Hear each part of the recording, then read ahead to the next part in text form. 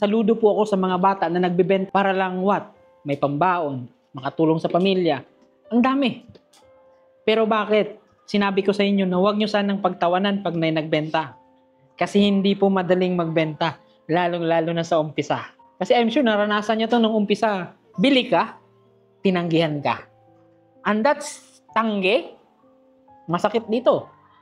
Pero alam nyo, maganda sa pagbenta pag masanay kayong tanggihan. Alam nyo kung bakit? Hindi na kayo takot tanggihan ng ibang tao sa sunod pag nag-try kayo. Tama, mali. Kaya, ma'am, maniwala ka.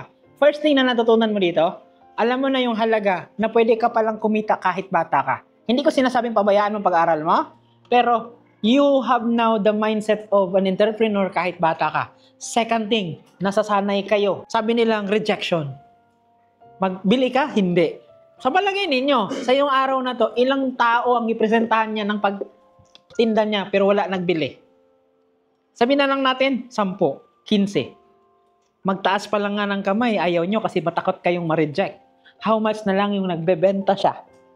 Tapos tatanggihan niya siya.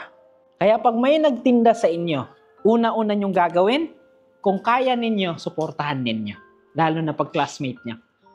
Huwag na huwag nyong gagawin. Huwag nyong pagtatawanan.